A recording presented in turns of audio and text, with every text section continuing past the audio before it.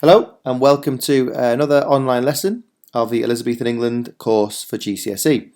Today we are going to talk about the Northern Rebellion. So we've briefly met the Northern Rebellion already earlier in the course, but this lesson will be focused more on the causes of it and the significance of it. So if we look at the date range of this new topic, we're looking from 1569 right to the end of the course in 1588. So that's quite a wide date range, and hopefully we get a question that has a good open date range rather than something really specific like 1566 to 1572 or something. So let's hope for something big and open, like a long date of 69 to 88.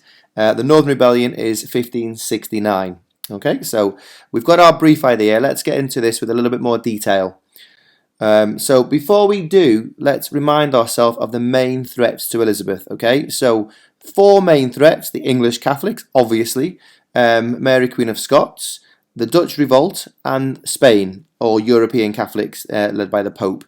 So just before I reveal on this video, just pause the video and in your notes, in your book, or wherever you're doing this, just try and remind yourself of some of the key points that we've learned over the last few lessons regarding these threats. And then when you're ready, unpause and come and watch the video and see if you can either add to yours or if you are correct. Okay, so let's have a little look at threat number one. So the English Catholics, being 90% of them, are increasingly under suspicion, particularly after this Northern Rebellion that we'll look at today. Remember, they have been told by the Pope to stop going to her church. There's lots of them. The more and more recusants that don't go to her church, the more they undermine the Queen. And the things we've talked about previously related to that. Their divided loyalty almost. Are they going to be loyal to Elizabeth or the Pope? They believe they have to do what the Pope says if they want eternity in heaven. And then as the 70s go on, the Catholic priests begin smuggling themselves into England from Europe to keep the English Catholics true to their faith. So remember, we've talked about at length, really, the first 10 years of Elizabeth's reign was quite good, this honeymoon period. But we can start to see now in the end of the 60s into the 70s, with the Pope's instruction, it has to be said, the danger level is going up. And that's probably why Elizabeth has to be a bit stronger. Remember, she sort of let the Catholics do what they want for the first 10 years, as long as publicly they conformed. Well, that's getting a little bit harder for Elizabeth to do now that these people keep plotting against her. So let's remind ourselves of Mary Queen of Scots as well. She has a legitimate claim, remember, to the throne. She is from her Henry VIII's sister Margaret's side of the family, right the way back. So she's definitely legit. She's definitely got a claim to the throne of England. And now that she's arrived in England, she becomes a figurehead for the Catholics and a thorn in the side of Elizabeth. Also, Mary's got this French connection, this really serious threat from the very powerful Guise family, who have formed this Catholic League with the other Catholics in Europe against Protestantism, all part of this counter-reformation, again, supported and encouraged by the Pope. So with all that going on, we remember as well the threat from Spain. He is the most powerful man in the world, most powerful country. They're running this Holy Roman Empire as well as the Spanish Empire. He is a strict Catholic who is essentially leading the Pope's counter-reformation.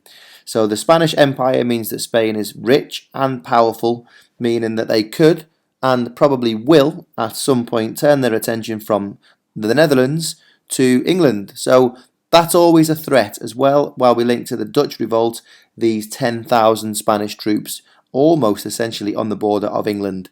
So thinking of the Dutch Revolt as another threat, whether Elizabeth gets involved and helps or not. Remember, we've talked as well about that in previous lessons, whether or not she can afford to or whether it's worth it for her, because it could also be seen as a declaration of war, which would bring Philip to England very, very quickly. So we know the Spanish Inquisition is Philip is killing these Dutch Protestants, which led to the rebellion in 1566. So again, that year is significant in when all this started going a little bit wrong, particularly when Elizabeth starts to help those Dutch rebels indirectly, remember, with the Sea Beggars and the Genoese loan. And as we've said, this really massive Spanish army in the Netherlands at any point could just turn their attention to England. Also considering as well the relationship with Scotland, although Scotland is now a Protestant country, as long as Mary was there at the beginning, she could essentially have a Catholic alliance, invade Scotland and make their way down south into England. So the Dutch revolt, although initially isn't an English problem, it becomes an English problem with potential, really. The fact that Elizabeth has sort of half and half supported them may well go some way to worsening these Anglo-Spanish relations. So those 4 boxes, hopefully that's been a nice little recap, just to get you thinking about the bigger picture, where all of these things are all happening at the same time, and what Elizabeth does next, or how Elizabeth reacts to them, is going to make these matters worse or better. In this case, though, in 1569, the Northern Rebellion, I don't really think Elizabeth did anything particularly to trigger it. However, as we go through this lesson now, and as we've said all along in the previous lessons, we'll spend more time looking at the Northern Rebellion in detail. It's more likely going to be if they're going to ask a question about any of the 4 plots against Elizabeth, especially an essay, it's going to be more likely going to be the Northern Rebellion. So, with that said, let's make our way into the Northern Rebellion. As we go through the next couple of lessons in this Northern Rebellion and the other plots, this sort of danger rating guide might be a useful way for you to make your notes, either in a Google Doc or in your book, whatever you're doing your notes. So we can see that there are 9 boxes. We've done this before, haven't we, with the Dutch Revolt? So the higher up you colour in, the more significant you think the threat is. So with these headings in the blue boxes, were the leaders effective, powerful and dynamic? In other words, were the leaders of these plots a danger to Elizabeth? Not a real threat, possible or slight threat, so you're going to colour somewhere in the middle there, or a significant threat, obviously the higher 3. Did they have a clear and realistic plan? Again, similarly, not really, possibly or definitely. Was there a lot of support from the English people? Now that's obviously going to make these plots more dangerous if the people support it or not. I suppose, to take a little bit of a sidestep here, thinking about the Munich Putsch in the Germany course, perhaps if they had more support from the people of Munich, it might have been more successful. But the fact that they didn't, we could say that it wasn't that dangerous. So again, not really, possibly, and significant. Of course, foreign support, Spain, the Pope, France. If there's a large foreign support, then probably we would obviously say that would make this rebellion or plot a little bit more serious. So again, it's really up to you to decide whether you think these plots are serious enough, especially in this lesson, the Northern Rebellion. And then finally, did the Queen make any mistakes in dealing with it? So it's a little bit more complicated, that question, in relation to just a threat, possible threat or significant threat. But we'll look at what the Queen does and we'll say, in this case, did she deal with it really well, therefore making it not a threat, or did she not deal with it particularly well, meaning that what she did made it more of a threat? Okay, and then following that again, just to try and get you in the habit of doing this for the plots as a revision exercise, but also getting you thinking about the significance of these things, particularly as it could be, of course, a 16 marker that is going to ask you which was the most dangerous plot, maybe the Northern Rebellion or vice versa, or one of the other 3. By doing this activity, you've already started to decide the danger rating overall. And we could also have a little look at a little rating scale like this too. So after each one, in your notes, in your book, we could decide to circle each one as number 1, the revolt had no chance of success. Number 2, the revolt raised a slight concern for Elizabeth. 3, the revolt had some chance of success. 4, the revolt caused serious concern for Elizabeth. And 5, the revolt had a very high chance of success. So again, just getting you thinking about making that whole judgment practice. It's always a good thing to do, particularly with these bigger essays, same in medicine course as well, the judgment. So we'll just circle one of these things as we go through each plot in your book or whatever. So let's now look at the Northern Rebellion. So 1569, 1 year after Mary Queen of Scots has arrived in England. Coincidence? I don't know. I probably would say quite confidently it is not a coincidence that they had this rebellion just then. I think it's a fact that Mary Queen of Scots will have played a part. So the first thing to do before we start looking at the details of it is pause the video and just try and write a list of things you can remember from the previous lessons about the Northern Rebellion. Who was involved? Why might they have done this? What had triggered it? Anything at all like that. And then when you're ready, unpause the video and we'll go through it, and perhaps you can add to that list you've just made, or just begin your notes in a bit more specific detail. Okay, so let's crack on to the Northern Rebellion. So this information on the screen, you can write each box in your book or wherever you're doing this, or if you are using this from Google Classroom, this document will be attached as well, so you can just write onto that directly. We want to try and highlight each of these causes of the Northern Rebellion. So you'll need 3 colours. If you're doing it on a Google Doc, that's easy enough, or if you're doing it in real life or with paper, just 3 highlighters. So we want to look through all of these boxes, and we want to decide if they indicate or make you think the causes of the rebellion are political, religious, or Mary Queen of Scots.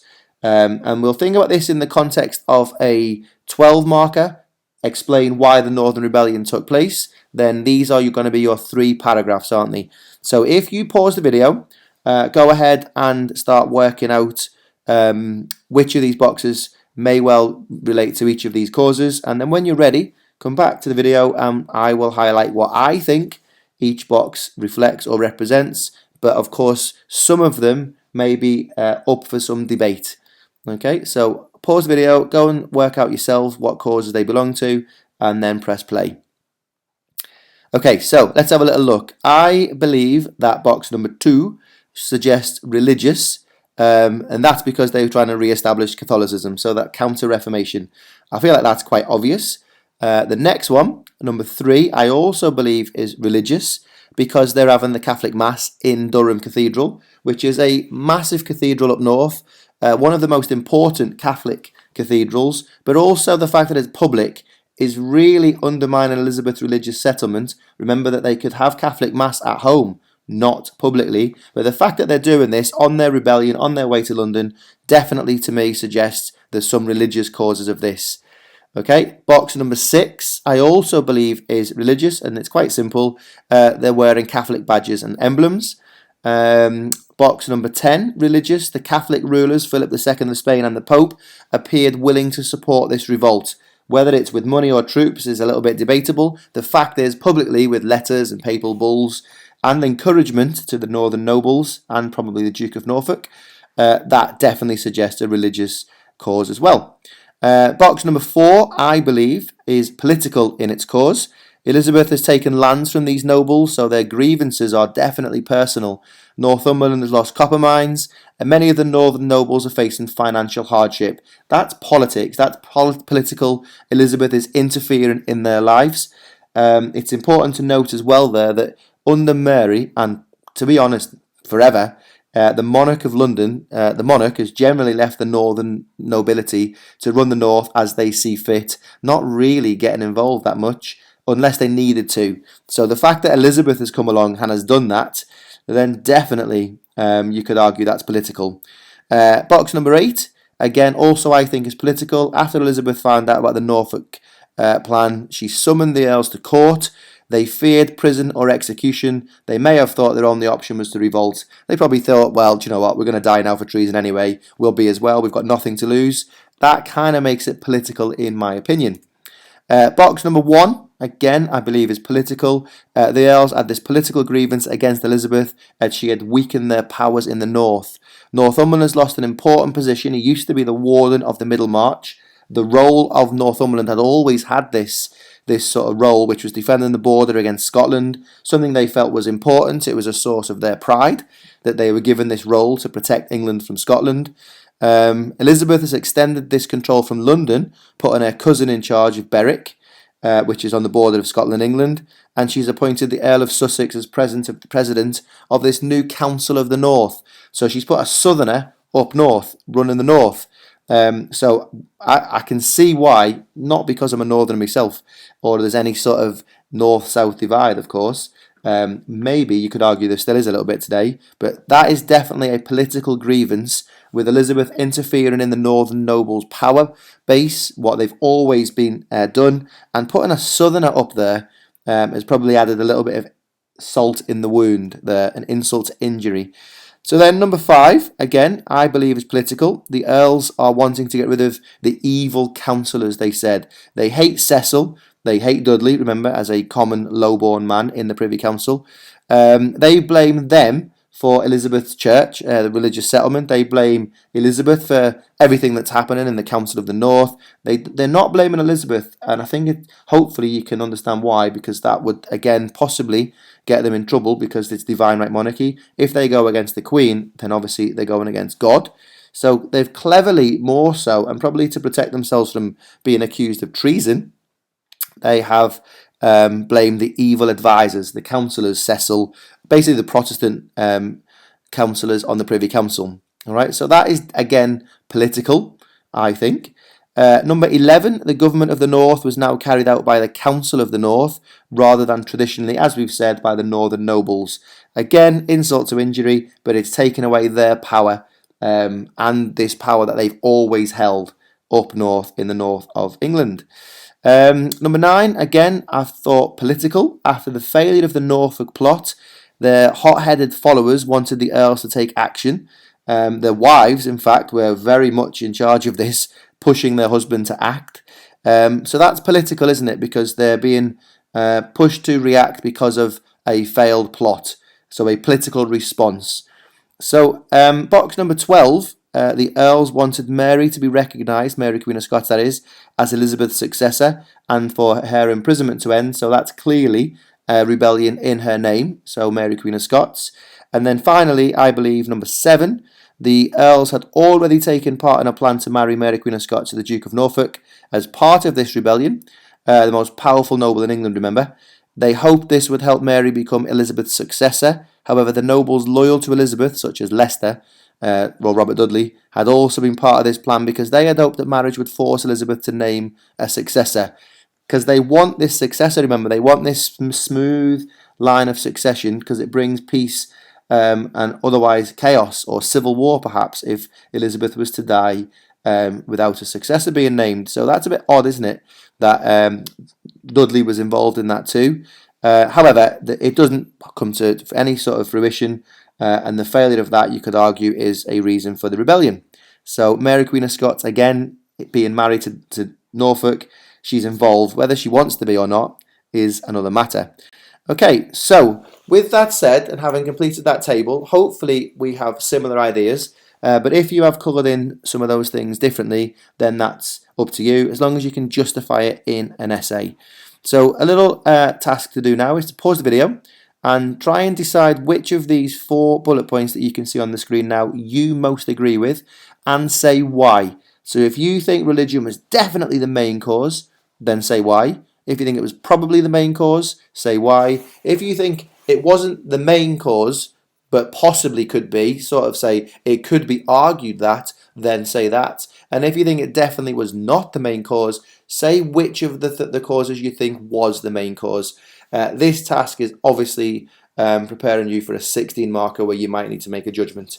So when you've done that, unpause the video, come back, and we will carry on. Alright, so I'm going to show you or talk you through a little summary now of the Northern Rebellion, really in preparation for a 12 marker. And then following this, in this lesson, I have written a model answer that will shortly follow this task. But just think carefully as we talk through each of these little summaries of the 3 paragraphs that we would use. Alright, so for the political reasons, we've got our little summary there. Remember, the evil councillors. We might want to talk about that. We probably want to talk about how the northern nobles felt they were losing power and their influence, with a good example. Remember, we're always looking for PEEL, so evidence is the example of Northumberland losing his role as the Warden of the Middle March, which was basically in charge of defending the border against the Scots. Elizabeth also set up this Council of the North to govern the North under the Earl of Sussex. So 2 reasons why this would upset them. 1, they're losing their own power up there, but the fact that she sent a southerner up just made this whole thing worse. Elizabeth has taken land from the northern nobles is another good example that we might include in a paragraph showing that this is political. And then the fact that she summons the Earls to court because of their involvement in a bit of a skirmish, especially relating to the marriage to Norfolk. That's also political. So they thought, you know what, if we're gonna die now for treason, we'll be as well going out fighting. Hence, a good cause of the Northern Rebellion being political. So obviously, we got 1, 2, 3, 4, 5 possible little things to talk about or bits of evidence in a paragraph. I think it would be a lovely paragraph. There's a lot to say in that. By looking at that, we could say possibly the main cause was political because we've got more things to say, more examples. So potentially then, if it's not political reasons, or the main reason is not politics, we could say religion is the main reason. So we might want to talk about this counter-reformation that the Pope has introduced. Remember, he did that in the 1560s, beginning with the Dutch Revolt, and then the letter to England saying all to the Catholics, the papal bull, telling Catholics not to go to her church, the Church of England. As well as that, the fact that they've held this Catholic Mass in Durham Cathedral, that is definitely showing this is a religious rebellion because they're going there having Mass before they march down to London. They're also wearing the Catholic badges and the emblems, and they have support from the Philip II and the Pope. So clearly this is a religious cause. If it's a 12 marker, brilliant. Both political and religious, and Mary Queen of Scots. It doesn't require any judgment or any comparison. If it is a 16 marker though, as we'll see in a minute, you could argue that this is a bigger cause or not such an important cause as the political one. Alright, so let's have a little think about the third paragraph in this scenario. Explain why the Northern Rebellion happened. Mary Queen of Scots, she's a figurehead, of course, for the rebellion, whether she wants to be or not. It took place 1 year after she arrived in England, so I don't think that's a coincidence.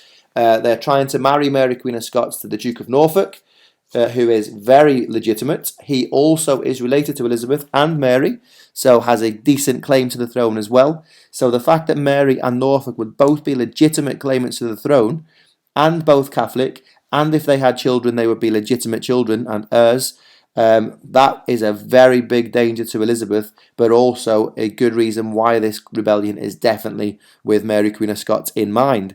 They also wanted to make Elizabeth name Mary as the successor to Elizabeth, so we can imply from that, or infer from that, that they don't want to remove or kill Elizabeth in this rebellion, just force her to maybe name Mary Queen of Scots. I don't know, but once she got married to Norfolk, I don't think it would be long until there would be some serious challenge to Elizabeth after that. So it's definitely involving Mary Queen of Scots. They also want Mary Queen of Scots released from prison. So again, she is part of this plot.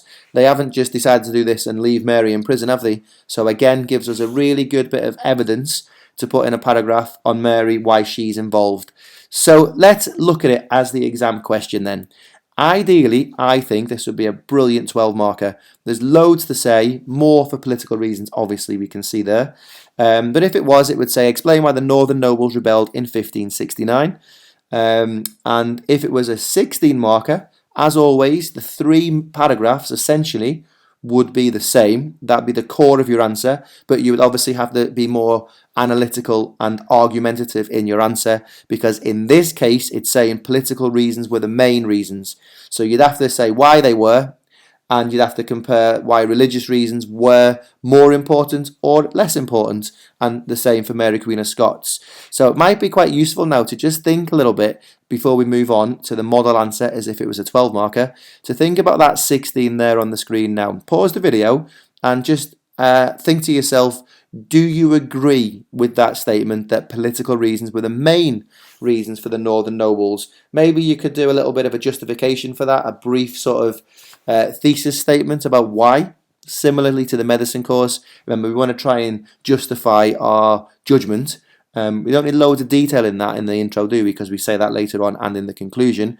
But try and think about maybe just a little thesis statement, why you agree, and if you don't agree, which one do you think is the most to blame, and again a little bit of why. And then when you're ready, unpause the video, carry on, and I'll show you a model answer for the 12 marker. Okay, so let's have a little look at this. So if we're going to say paragraph 1 is going to be politics, our bullet point is political reasons, we can have a little read of this. So we're going to start, obviously, as always, with our very, very clear point.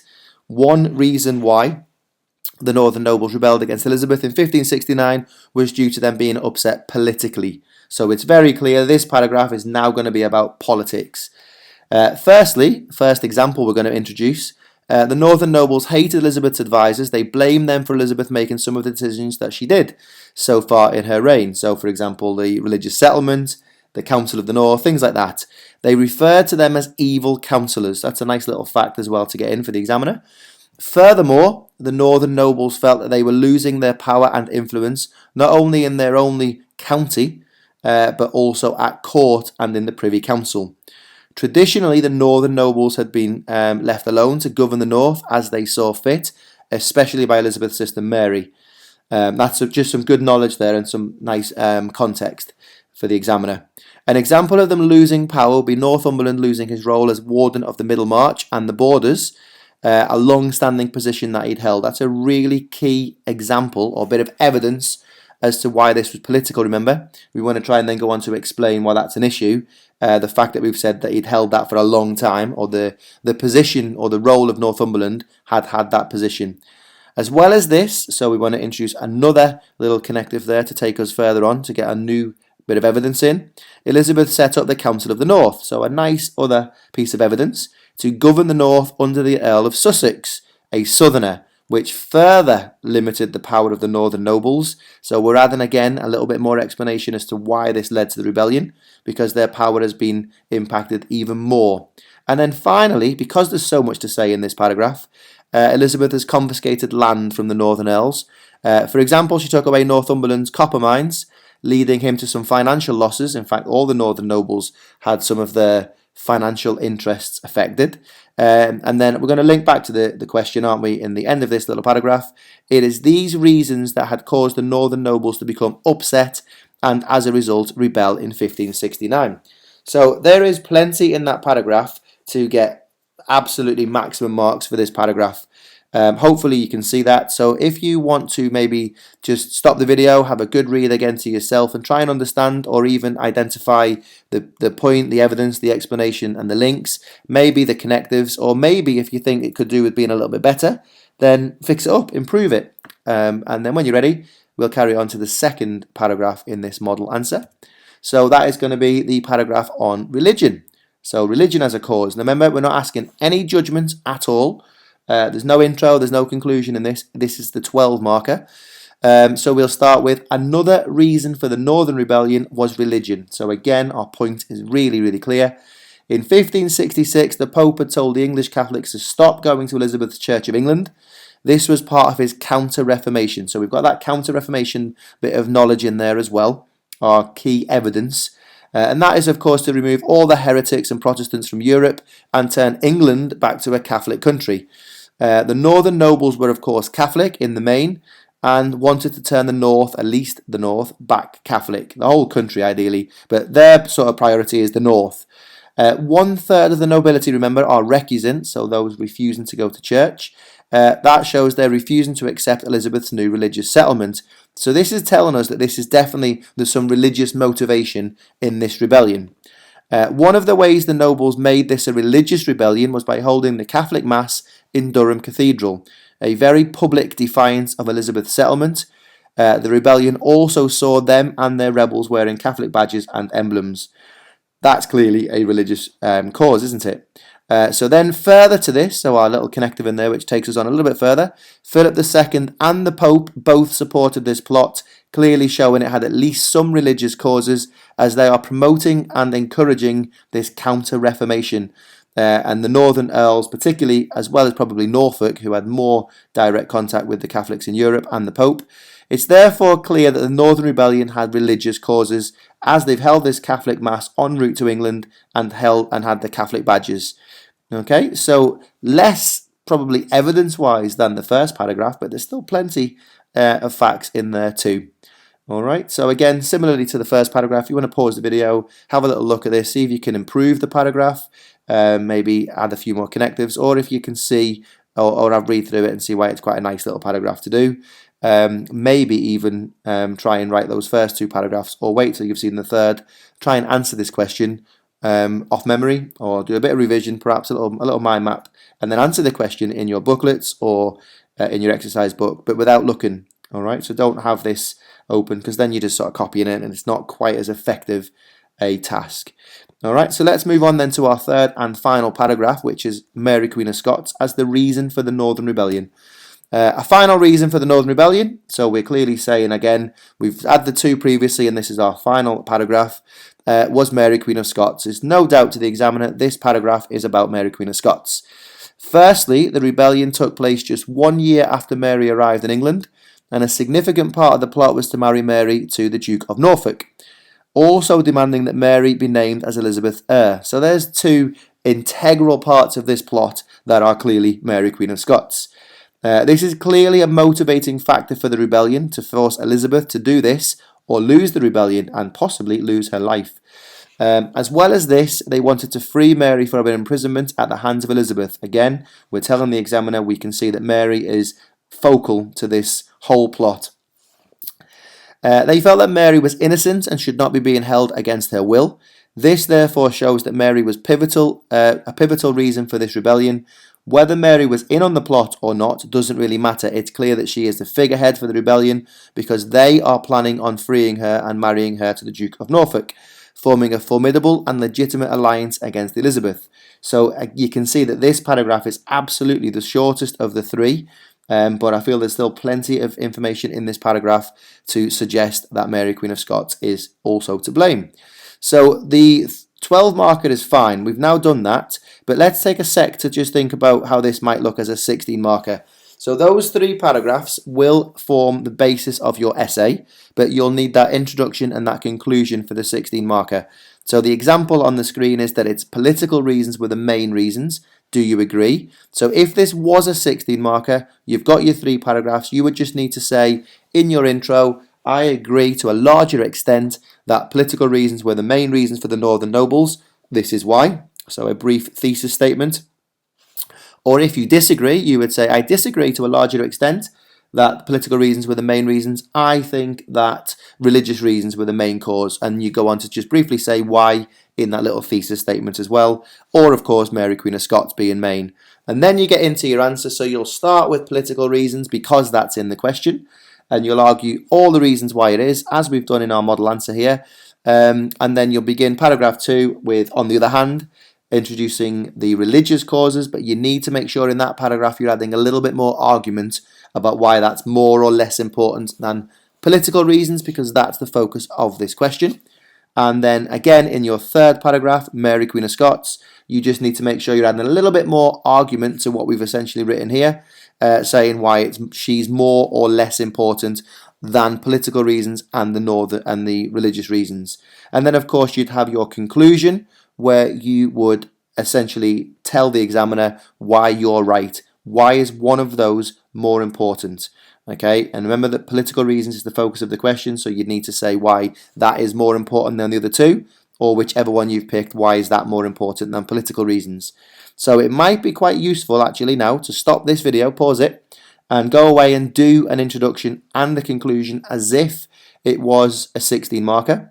And then perhaps when you come at some point, whether it's in your booklet or later on in revision, you write this as a 16 marker, take the basis of these three paragraphs and just add in a little bit more of that analytical knowledge. So things like, if it wasn't for X, then Y wouldn't have happened, therefore that makes it more important, things like that. So a really nice topic, in fact, quite an easy one, if you know the content of the Northern Rebellion. So with that said, if you go away and have a little go at trying to do this conclusion and intro, unpause the video and we'll carry on. We'll look at a little bit more detail of the content of the Northern Rebellion, just to secure that knowledge, meaning we can use it really, really well in any essay they ask. Also looking at the significance of the Northern Rebellion. So, one of the ways that we think would be a good way to do your notes on any of the four plots, just for some good revision really, is just a little summary box like this. So the name and date of the plot, what were the aims of the plot or the plan? You could argue they're both quite similar, but the aims of the plot, the plan and how to carry out their aims, which people are involved, is it the Pope, is it Northumberland, is it Norfolk, and summarise some of the key events, and then a little bit at the bottom to suggest whether or not we think there's some foreign support in that. Now remember, we've said with the little gauge where you can colour up, the more foreign support there is, probably the more dangerous. So use those gauge bars that we talked about earlier in this lesson, and these boxes, and we should start to be getting our head around the dangers of each plot This bit would be particularly thinking about which of the 4 plots was most dangerous to Elizabeth, or which was the biggest threat to Elizabeth. A paragraph on the plots altogether, which would be quite nice because you can put all 4 in one paragraph. But if it is the plots on its own, you'd obviously need 1 paragraph for each plot. So we'll start with a little summary again, just again to go over the basics of the Northern Rebellion, 1569. Westmoreland and Northumberland are involved. Their aims are to restore the Catholic faith and their power, remove the evil councillors, so Cecil and Dudley. Mary was also to be freed and then to marry Norfolk. I feel like we've got that well and truly established by now, but this is just a little summary before we break down the rebellion into a bit more detail. They're not quite sure if they want to overthrow Elizabeth. All evidence would suggest that they don't. They just want Elizabeth to name Mary Queen of Scots as the heir to the throne. And they also obviously want to remove her from prison. There's no real sign in this rebellion that they want to remove Elizabeth, although I think if they got a chance, they definitely would. So Westmoreland and Northumberland were not effective, brave or decisive leaders. As soon as they heard Sussex was moving toward them with a large royal army, they panicked and they fled. The Duke of Norfolk also tried to intercept the northern earls on their way down to London because he panicked. So the whole thing was chaos before it even started, really. And that's one way to sort of evaluate whether this was a serious threat or not, that it didn't really get any too close to London. Although in potential, you've got these northern nobles with private armies who definitely, if they got to London, could have caused some serious damage. So most English Catholics did not support the revolt. We've sort of figured that out, haven't we, over the last couple of lessons, that although the Pope is telling them not to go to church and not to do this, that or the other, most of them did. They chose Elizabeth, probably because she had this moderate, sort of calm, middle ground approach to religion, and they were so fed up with the religious changes from their previous monarchs. So the Pope was sort of struggling a little bit there, and again, like we said earlier in this lesson, similar to the Germany course, when the Germans did not come out and support the Nazis in the Munich Putsch. There's loads of examples throughout history where the people didn't quite act how the rebels felt that they would. Alright, neither did the French, Spanish or Pope. Although they verbally might have said, yeah, this is a good idea, I feel like they probably would have watched to see what happened, and as it started to crumble a little bit, they stepped back a little bit. Philip doesn't want Mary Queen of Scots on the throne, remember, we talked about that a couple of lessons ago. A little bit strange, because she's a Catholic, you think, obviously, but of course, if she does become Queen of England, she then has her links to France, and that would be a danger to Spain. So France and England would join together, and that would upset the balance in Europe. So Philip would quite happily have Elizabeth on the throne, at least for now. And Elizabeth's government didn't panic. They reacted quite strongly and decisively to this. When I say quite, incredibly violently. 700 people were executed for taking part, hanging on trees from the south up to the north. You could argue, though, that the fact that she took such a aggressive response and public violent response that shows she was probably a little bit frightened by this. Or maybe she's just saying, don't mess with me ever again. No one rebel like this again. Now, this is one of those things where we'd expect a monarch to respond to a rebellion quite harshly. It's treason. It probably helped Elizabeth as well show that, yes, she may well be a woman, but she is quite prepared to act brutally if needed. Alright, so just to summarise these, could be some flashcards if you want to turn these into flashcards. Anything that helps get this information into your head. The aims, to summarise again, this would be on your little notes page. The little box, remember we've just looked at. Bring back Catholicism, replace Elizabeth with Mary Queen of Scots, or at least name Mary Queen of Scots as the heir to the throne, and end the uncertainty of the succession. Also probably in this would be to get Mary out of prison. The key people involved would be the Earl of Northumberland, Thomas Percy, Charles Neville, the Earl of Westmoreland, Thomas Howard, the Duke of Norfolk, Mary Queen of Scots, and both of Northumberland and Westmoreland's wives, Jane Neville and Anne Percy. Some strong women, again, getting behind them, forcing them to do it. So again, this is a little flashcard if you wish to make that. The plan is quite simple. The Earls are going to raise their private armies, their forces, take control of Durham, have their mass, march south to London to join Norfolk. Obviously then, if they do that, the Spanish troops will arrive. Elizabeth will then be overthrown, although we're not entirely sure that was the plan. And then, of course, they free Mary, Queen of Scots, and marry her to Norfolk. So that's the plan of the thing. Quite simple, quite reasonably straightforward if it comes to fruition. The Spanish, remember, Philip's not overly keen on having Mary, Queen of Scots on the throne. I suppose we'll never know. We'll never know if they would have actually joined the rebellion. Keep in mind, 10,000 of them are just a short hop over the English Channel in the Netherlands. The fact is, the whole thing started to unravel, didn't it, before they even got probably to the Midlands, and Norfolk also panicked as well. So that would be the plan. The events, as we know, the Duke of Norfolk is arrested as soon as Elizabeth finds out. So he goes into the Tower of London. In all seriousness, he should be killed for treason. But remember, he's a very powerful noble. He's probably the second most powerful person in the country after the Queen. He's a Catholic as well. So she's in this place where does she want to do this and possibly incite a Catholic response, rebellion or something with the people. The people have clearly supported Elizabeth in this. So she's going to have to think twice about what she's going to do with Norfolk. All right, so the Earls continued with the plot, Northumberland and Westmoreland. They took Durham Cathedral, held the Mass, and then the rebels did gain control of the north, but of course they did, because most of the north is Catholic, remember, but the Spanish don't arrive.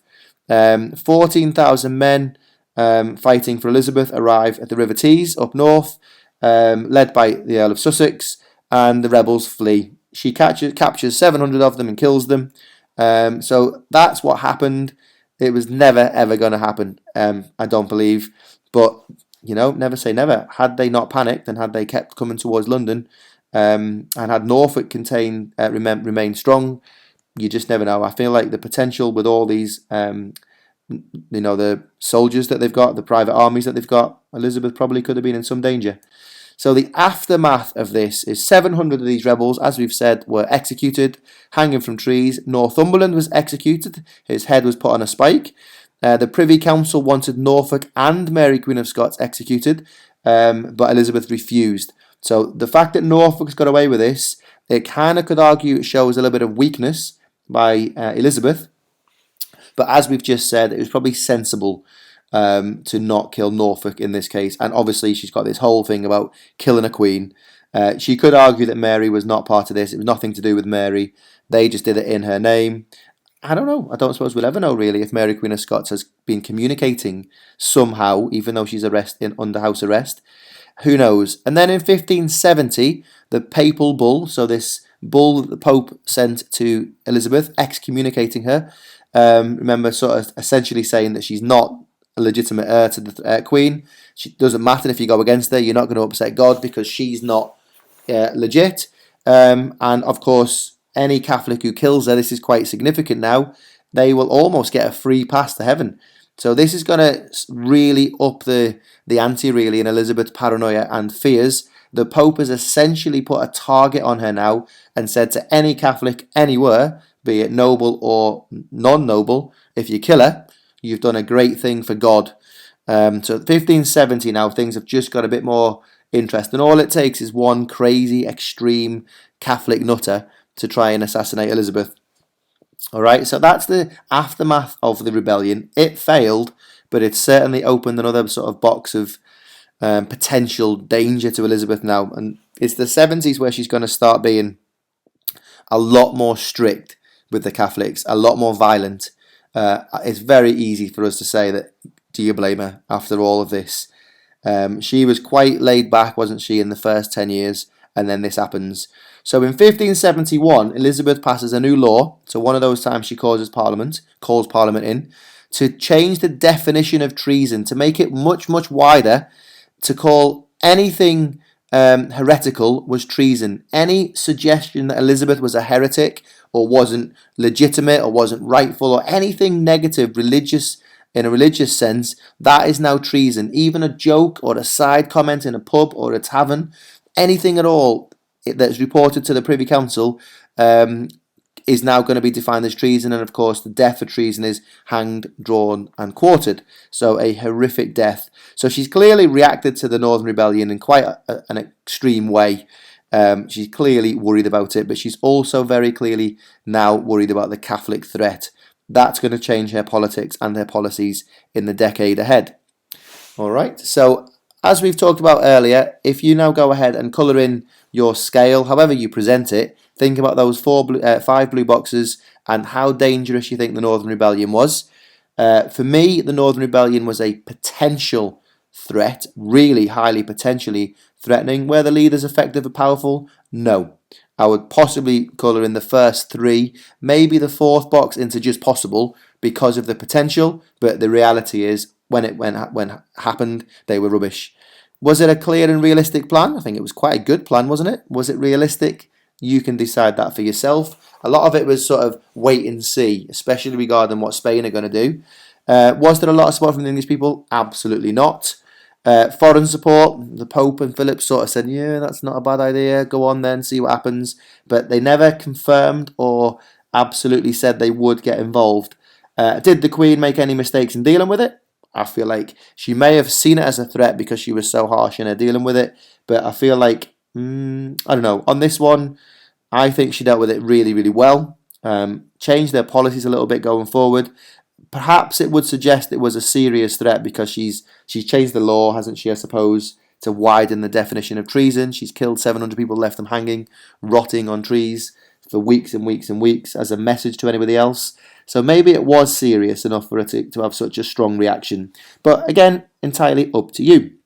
All right, so just really quickly then to bring this lesson to a close, how significant was the Northern Rebellion in the sense of what happens after it? And we had loads of practice of this in the Cold War course, haven't we? Thinking about the outcomes. So the 5 bars at the bottom, you can decide 1, 2, 3, 4 or 5. That's entirely up to you. I would say comfortably a 3.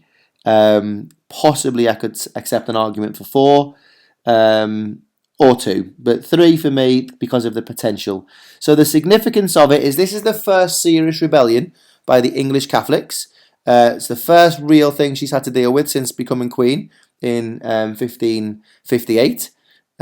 She passed their religious settlement fairly well. Generally speaking, the majority of the people followed it. This is the first real test of the English Catholics and their loyalty. Most of them passed the test with flying colours by not getting involved, but it's told Elizabeth, it's reminded her not to get too comfortable or too complacent. The treason laws have become harsher. And treason has been redefined of what it means. So obviously that was quite significant. So going forward, there's going to be a few more punishments, shall we say, maybe a few more people arrested than perhaps would have been in the first 10 years of her reign. It's prompted harsher treatment of Catholics in England. So the consequence of this rebellion is, going forward, the Catholics are probably not going to get away with what they have been in the first 10 years. She is going to be much more strict and much more aggressive to the Catholics, which in the end is probably going to make more Catholics turn against her. But if she doesn't do anything as a response to this, she's going to look really weak, and probably that will encourage Catholics to take advantage as well. So a bit of a sticky situation she's found herself in, but really through the, I suppose, pushing this from the Pope and Philip and the papal bull and the letters from the Pope, this was inevitable, wasn't it? Although sort of triggered by Mary Queen of Scots arriving in England in 1568, although again arguably when the Pope officially announces this counter-reformation in Europe, it's inevitably going to involve England, isn't it, at some point? And here we are. Alright, so again, significantly, the majority of the Catholics at home remained loyal. That made Elizabeth feel a lot better, but she still now got always in the back of her mind, Catholics might rebel at any time.